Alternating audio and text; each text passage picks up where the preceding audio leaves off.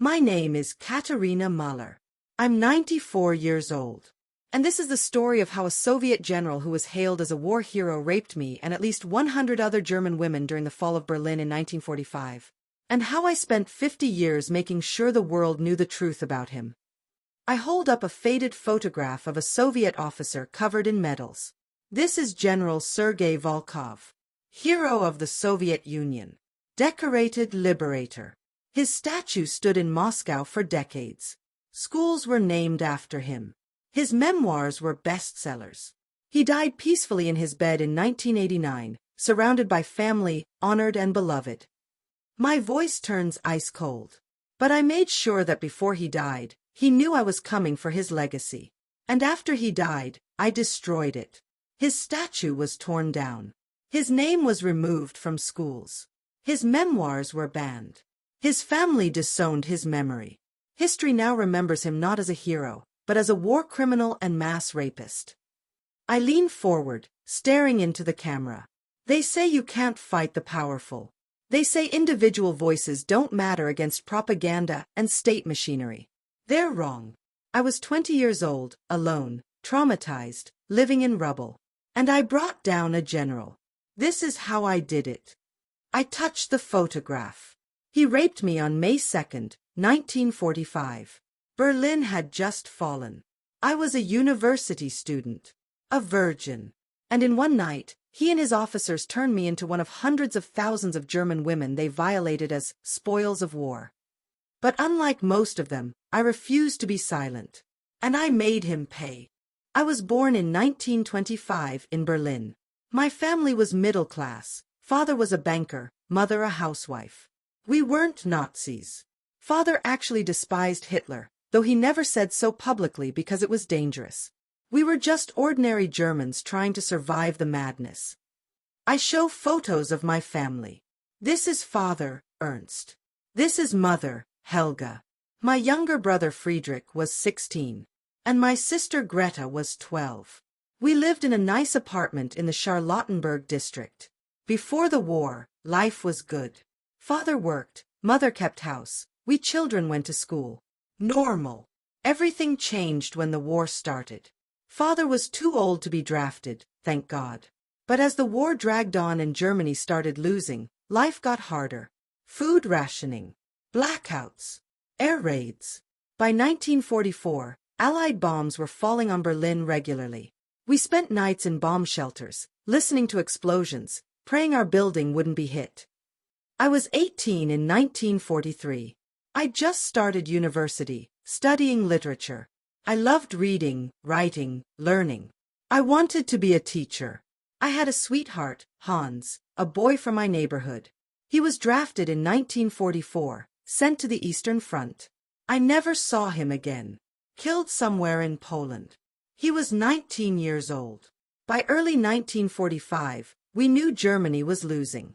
The Soviets were advancing from the east. Americans and British from the west. Berlin was surrounded. Food was scarce. Water was cut off for days at a time. Electricity was sporadic. The city was being bombed to rubble. We were living in hell even before the Soviets arrived. Father made a decision in April 1945. He gathered us and said we needed to leave Berlin, flee west to surrender to Americans or British. He'd heard rumors about what Soviet soldiers were doing to German women in the territories they'd occupied. Rape. Mass rape. He said, we need to protect the women in this family. But it was too late. Roads out of Berlin were blocked. Soviet troops surrounded the city. We were trapped. Father barricaded our apartment. Told Mother, Greta, and me to hide in the cellar if Soviet soldiers came. Told Friedrich to pretend to be younger than he was so they wouldn't shoot him as a potential soldier. The end came fast. Hitler killed himself on April 30th. Berlin officially surrendered on May 2nd, 1945.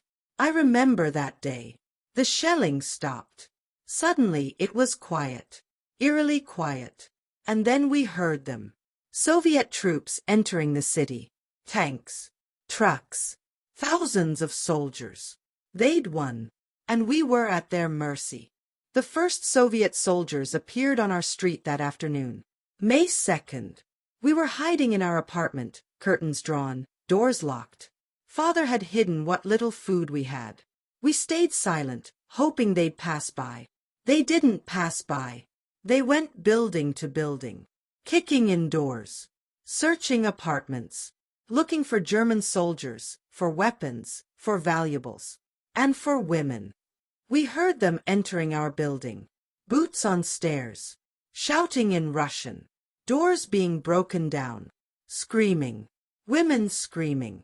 Father's face went white. He said, "Cellar, now, take your mother and sisters."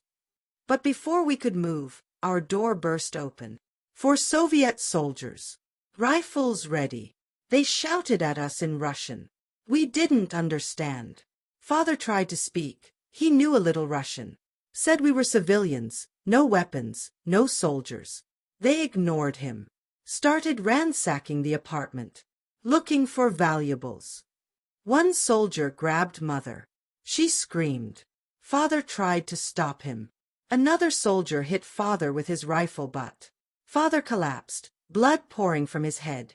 Friedrich lunged at the soldier. Too young, too stupid. Brave but stupid. They shot Friedrich. Right there in our living room. My 16-year-old brother. Killed instantly. Mother was shrieking. Greta was crying. I stood frozen in shock. Father was on the floor bleeding, barely conscious. The soldiers grabbed us. Mother, Greta, and me. Started dragging us toward the door. Mother fought. They hit her. She fell. They left her. Too old, they decided. But Greta and me, we were young. Greta was only 12. I was 20. They wanted us. They dragged us out of the apartment, down the stairs, out into the street. Other soldiers were there with other women, girls, some as young as 10, some as old as 60, all being rounded up, crying, screaming, begging. The soldiers laughed. I held Greta's hand, squeezed it tight, whispered, "Stay with me. Don't let go." She was terrified. We both were. We didn't know where they were taking us, but we knew it was bad. They herded us to a building 2 blocks away. Used to be a school. Now it was a Soviet command post. Soldiers everywhere. Trucks. Weapons. Chaos. They pushed us inside. There were already dozens of women and girls there, crowded in what used to be a gymnasium, guarded by soldiers with rifles. An officer came in, tall, late 30s, uniform covered in medals, clean-shaven, almost handsome. He looked at us like we were livestock at market, said something in Russian. Soldiers laughed. Then he left. We waited for hours, sitting on the floor. No food, no water, no bathrooms. Women were crying, praying. Some were in shock, silent and staring. Greta clung to me, asked, "What are they going to do to us?" I lied, said, "I don't know, but we'll be okay." I knew. We all knew. As it got dark, they brought in lamps. Soldiers started coming into the gymnasium, looking at us, selecting, pointing at girls. You, you. Dragging them out screaming. Greta pressed against me. "Don't let them take me," she whispered. "Please, Katerina, don't let them take me." A soldier pointed at me, said something in Russian. Another soldier grabbed my arm. I held on to Greta. "She's only 12. She's a child." The soldier didn't care. Ripped her from my grasp. Dragged us both out separately. Greta was screaming my name. I was screaming hers. They took her one direction, me another. They pushed me into a small room. Used to be a classroom. Desk and chairs pushed aside. Dirty mattress on the floor. For soldiers were there. Drinking. Smoking. They saw me and grinned. Started talking in Russian. Laughing. I backed against the wall. Begged in German. "Please don't. Please. I'm just a student. I never hurt anyone. please. They didn't understand German. Or didn't care. One stepped forward. Started unbuckling his belt. I tried to fight. Scratched. Kicked. Bit. They thought it was funny. One held me down. Another tore my dress.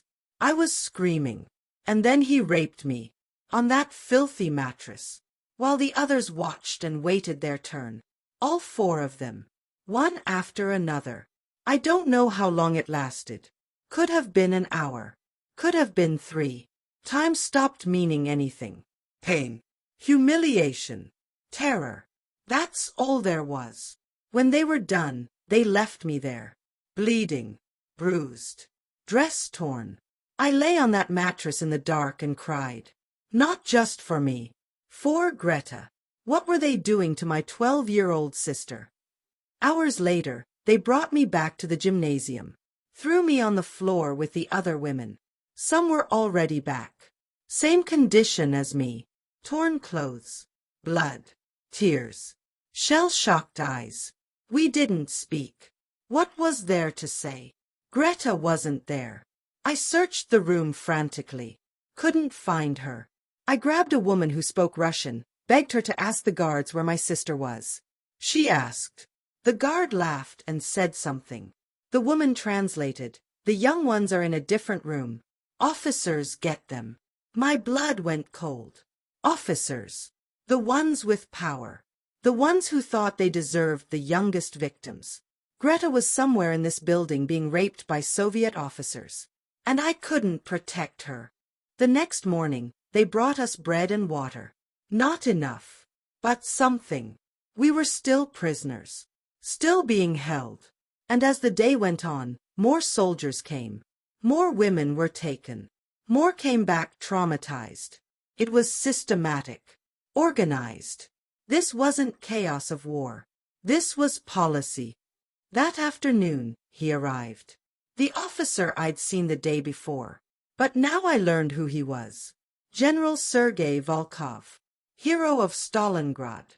Decorated commander. One of the most celebrated Soviet generals. And he was running this operation. He came into the gymnasium with other officers. They walked through looking at us. Volkov was clearly in charge. He'd point at girls and women. Officers would drag them out. He was selecting them.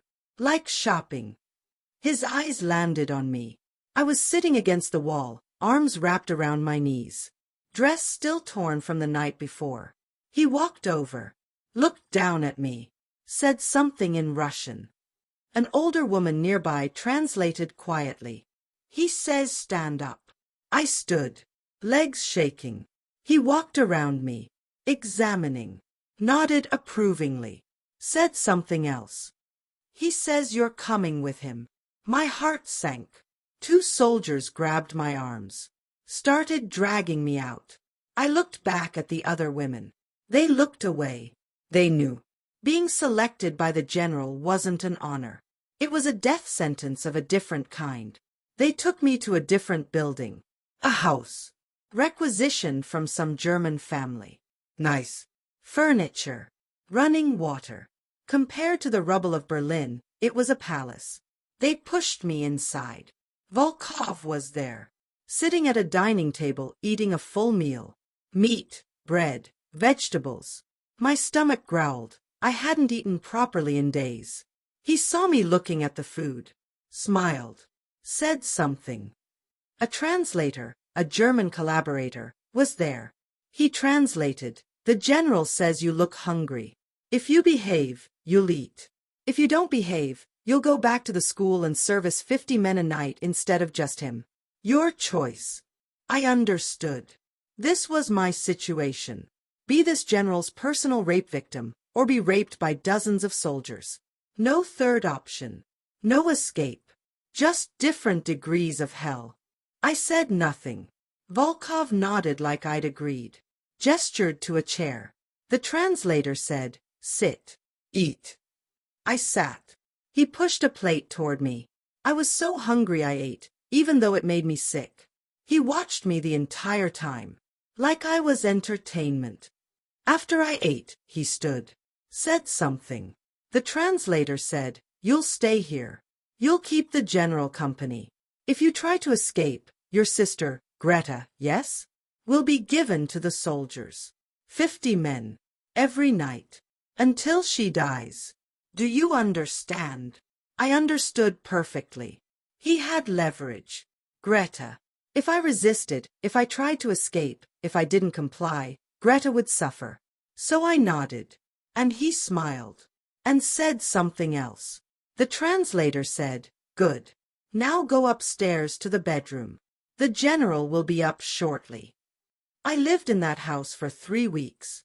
May 2nd to May 23rd, 1945. 21 days.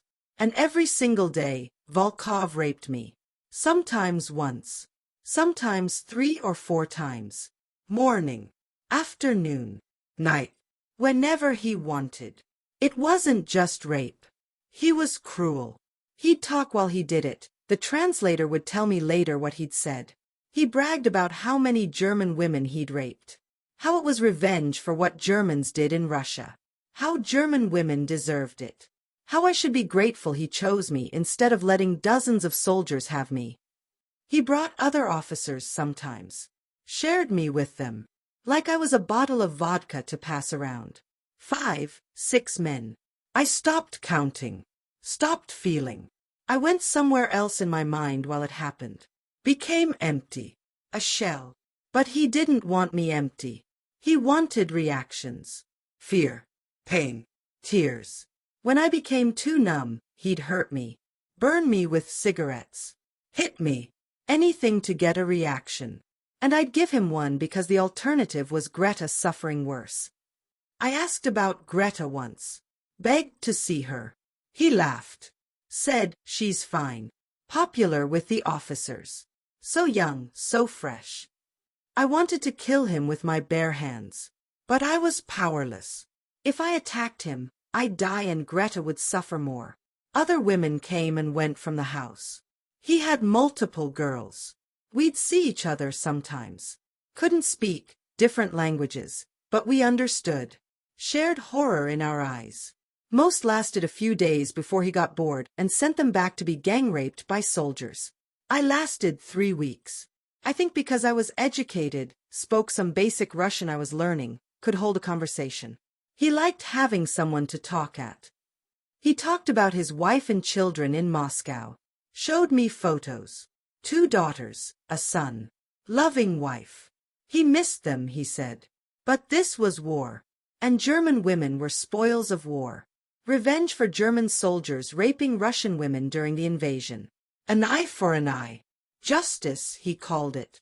I said once, through the translator, but I never invaded Russia. I never hurt anyone. Why am I being punished for what soldiers did? He slapped me. Said, "You're German. That's enough." That was his logic. Collective punishment. Every German woman should suffer for Germany's crimes. Never mind that many of us hated the Nazis. Never mind that we were just civilians trying to survive. We were German. That's all that mattered. On May 20th, Volkov was drunk. He'd been celebrating, something about the war officially ending. He was in a good mood. I asked again about Greta. This time he said, "You want to see your little sister? Fine. Come." He took me to another house 2 streets away. Officers' quarters. He brought me inside. Upstairs. Opened a door. And there she was. Greta.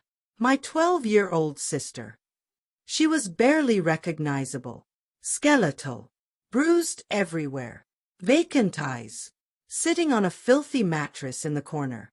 Naked. Covered in dried blood and other fluids. When she saw me, there was no recognition at first. Then she said my name. Katerina. Voice hoarse. Broken. I ran to her. Held her. She felt so fragile. Like she'd break if I held too tight. I was crying. She wasn't. She was beyond tears. Beyond everything. She whispered, "They won't stop." Every night. So many. I want to die. Volkov watched us. Amused. He said through his translator, "See? She's alive. You've both survived. You should thank me. I protected you from worse." Protected. That word. Like what he was doing was mercy. I looked up at him. All the fear, all the submission, all the numbness, it shattered. Pure rage filled me. I said, "You're a monster. History will remember you as a monster. Your wife, your children, they'll be ashamed of you. Your name will be cursed." He laughed. Through the translator, history is written by victors. I'm a hero. I'll always be a hero. And you're nothing. A defeated enemy. No one will ever believe you even if you tell them. No one cares about German women. Then he dragged me out. Left Greta there. That was the last time I saw her. 2 days later, May 22nd, Volkov told me Greta was dead. Said it casually. Your sister couldn't handle it anymore. Hung herself with bed sheets. Just like that. My 12-year-old baby sister. Dead. I screamed. Attacked him. Scratched his face. Drew blood. He hit me so hard I blacked out. When I woke up, I was back in the gymnasium with the other women. He was done with me. I'd become too difficult. The next day, Soviet authorities started releasing German women. The organized rape camps were being shut down, not because anyone cared about us, but because the war was over and they needed to establish civil administration. Couldn't have mass rape camps operating while trying to govern occupied Germany. I was released on May 23rd, just walked out. No explanation. No apology. No help. Just pushed out into the ruins of Berlin. I was 20 years old. Raped dozens of times. My brother murdered. My sister dead by suicide after being gang raped for weeks.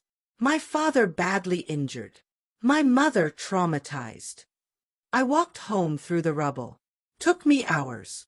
Streets were destroyed. Bodies still lying around. Soviet flags everywhere. Victory banners. Celebrating liberators. Heroes. I wanted to burn it all down. I found my parents. Still alive, barely. Hiding in the cellar of our bombed apartment building. When Mother saw me, she collapsed crying. Asked about Greta and Friedrich. I told her. She let out a sound I'll never forget. A mother's grief when you tell her both her youngest children are dead. Father looked at me. Saw the bruises, the deadness in my eyes. Knew what had happened. Said, "We failed to protect you." I said, "You couldn't. No one could. There were too many of them." He started crying. My strong father who'd survived the bombing of Berlin. Broken. We survived that summer somehow. Scavenging food. Living in ruins. Thousands of women around us had the same story. Raped. Brutalized. Nobody talked about it. Too much shame. Too much trauma. We suffered in silence. In June 1945, I learned that General Sergei Volkov had returned to Moscow. A hero's welcome. Parades. Medals. Speeches. The man who raped me and at least 100 other women was being celebrated as a liberator. I saw his face in a Soviet propaganda newsreel. Smiling. Waving. Kissing his wife. Holding his children. Hero of the Soviet Union. While Greta was dead. While I was traumatized. While thousands of German women carried his countrymen's children from rape. Something crystallized in me. He said no one would believe me. He said history would remember him as a hero. He was probably right. But I had to try. I couldn't let him win. Couldn't let him live in glory while Greta was in the ground. But what could I do? I was nobody. A German woman in occupied Germany. The enemy. Soviets controlled everything. Speaking out against a Soviet hero would get me killed or sent to Gulag. Immediately. So I waited. Kept my mouth shut. Survived. The occupation continued. Germany was divided. Soviet sector, American sector, British, French. Berlin split. Cold War began. Volkov was promoted. Major General. Then Lieutenant General. Famous. respected. Years passed. I finished my interrupted university degree, became a teacher, never married, couldn't bear to be touched, never had children, didn't want to bring life into this cruel world. But I kept track of Volkov. Newspaper articles, memoirs he published, awards he received. Every accolade made me sicker and angrier. 1968, Volkov published his memoirs. A Soldier's Duty, My Years Fighting Fascism. Bestseller in the Soviet Union. Translated into multiple languages. In it, he briefly mentioned Berlin 1945. Talked about maintaining order and protecting civilians. Lies. All lies. I wrote a letter to the Soviet publisher, detailed what he'd really done, gave dates, names, details, sent it, got no response, tried again, nothing. Of course. Who would believe me? Who would care? I tried Western publishers, wrote to British newspapers, American papers, German papers. Some ignored me. Some wrote back saying they couldn't verify my claims. Some said it was too politically sensitive during the Cold War. Everyone had reasons to ignore me. But I didn't stop. I found other survivors. Women who'd been in that gymnasium. Some had fled to West Germany. I collected testimonies, names, stories. We started organizing, quietly, building evidence. 1975, 30 years after the rape of Berlin, West German researchers were starting to document Soviet war crimes, mass rape, executions, property theft. I contacted them, gave them everything I had. Finally, someone listened. In 1978, a West German historian published a book documenting Soviet war crimes in occupied Germany. My testimony was in it. Named Volkov specifically, detailed his command of systematic rape operations in Berlin, listed dozens of survivors who corroborated. The book was controversial. Soviets denied everything, called it fascist propaganda. But the evidence was overwhelming. Testimonies from hundreds of women. Some Soviet soldiers had even admitted it in private letters home. The truth was getting out. I did interviews. West German television, radio, newspapers. I told my story, showed the scars, named Volkov, said, "This hero you celebrate is a war criminal and a rapist. The world should know." Soviet Union tried to suppress it. In East Germany, the book was banned. Anyone caught with it was arrested. But in West Germany, it spread. Western media picked it up. Decorated Soviet general accused of mass rape. Headlines, articles, debates. Volkov responded through Soviet media. Said I was a liar, a fascist sympathizer. Said I was part of a Western propaganda campaign to demonize the liberators of Europe. He denied ever being in Berlin. Said he had alibis. Lies. All lies. But I had evidence. Dates he was in Berlin matched Soviet military records. Photos of him in Berlin, May 1945. Witnesses who saw him. Documentation. He couldn't deny he was there. So he changed strategy. Admitted being in Berlin but denied the rape camps. Said it was individual soldiers acting badly, not organized policy. More lies. Other survivors came forward. Encouraged by me. 50 women. Then 100. Then 200. All with similar stories. Different cities, different Soviet units. But the same pattern. Organized systematic mass rape. And Volkov's name kept coming up. 1985. Gorbachev came to power. Glasnost, openness. Soviet Union started acknowledging past mistakes. Some journalists in USSR started investigating. Carefully. Dangerous. But investigating. A Soviet journalist contacted me. Secretly. Said he wanted the truth. I gave him everything. He published an article in a small Soviet journal in 1987. Questions about war heroes. Didn't name Volkov directly but heavily implied. It was shut down. He was threatened. But the cat was out of the bag. 1989. The Berlin Wall fell. Soviet Union was collapsing. Archives were opening. Documents were being found, including orders from Soviet High Command regarding captured German cities. One directive mentioned, soldiers may take liberties with enemy women as spoils of war for 3 days following capture. Proof.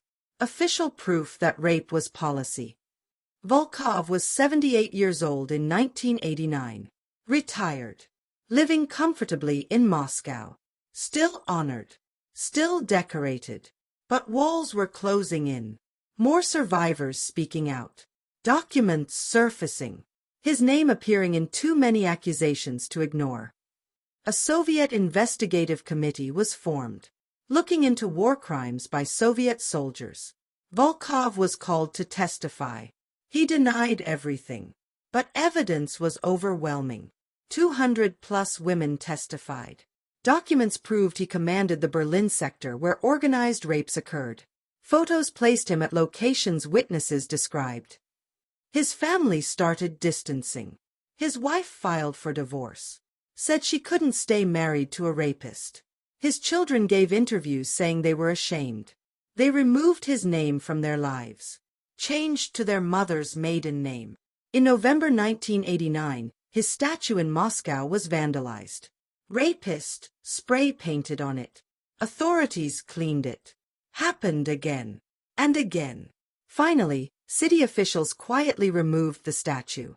For repairs, they said. It never went back up. Schools named after him started renaming. Parents didn't want their children attending Volkov School. One by one, his name was erased from buildings, streets, institutions. Everything he'd built his legacy on was crumbling. December 1989. Volkov died. Heart attack. Alone in his apartment. No state funeral. No honor guard. No grand memorial. Just a small notice in the newspaper. Former General Sergei Volkov, 78, deceased. That's it. His funeral was tiny. Maybe 20 people. Ex-soldiers who didn't know or didn't care. No family. His wife and children didn't come. Buried in a regular cemetery. No military honors. No monument. Just a simple stone with his name. I went to Moscow for it. Stood at the back. Watched them lower him into the ground. When it was over and everyone left, I walked to the grave. Looked down at the fresh earth. And I said, I told you. I told you history would remember you as a monster. I told you your name would be cursed. You didn't believe me. But I was right. I won. His grave is unmarked now. Family had the headstone removed after vandals kept spray painting it. Just empty ground. Anonymous. Forgotten. Exactly what he deserves. I'm 94 years old now. Greta died at 12. She never got to grow up, never got justice, never got to see our abuser brought down. But I lived. And I fought. For 44 years I fought. I look at the camera with fierce intensity. People told me to move on. To forgive. To forget. They said he was too powerful, too protected, too celebrated. They said speaking out would only hurt me. They said no one would believe me. They were wrong. My voice is strong, unwavering. One person can make a difference. One voice can bring down a general. It takes time. It takes persistence. It takes refusing to be silent even when the world tells you to shut up. But it's possible. I'm living proof. I hold up recent photos. This is where Volkov's statue stood. Empty pedestal. This is a school that was named after him. Now it's named after a poet. This is his memoir.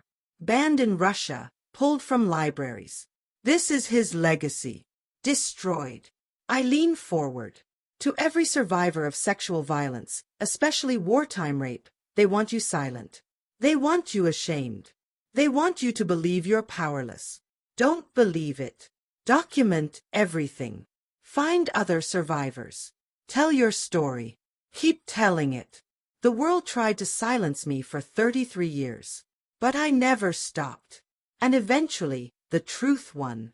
Final words. Sergei Volkov died thinking he'd gotten away with it. Died thinking his heroic legacy was secure. He was wrong. Now he's remembered as exactly what he was, a rapist. A war criminal. A monster. And I'm the woman who made sure the world knows it. I touched Greta's photo one last time. For you, little sister. For all the women he hurt. For everyone who was told their trauma doesn't matter. We matter. Our stories matter. And eventually, justice comes. Fade to black. Text appears. Katerina Mahler died in 2019 at age 94. Her testimony was instrumental in documenting Soviet war crimes in occupied Germany. General Sergei Volkov's name has been removed from over 40 institutions in former Soviet territories. His memoirs remain banned in Russia and Germany. Estimated 2 million German women were raped by Soviet soldiers 1945 to 1949.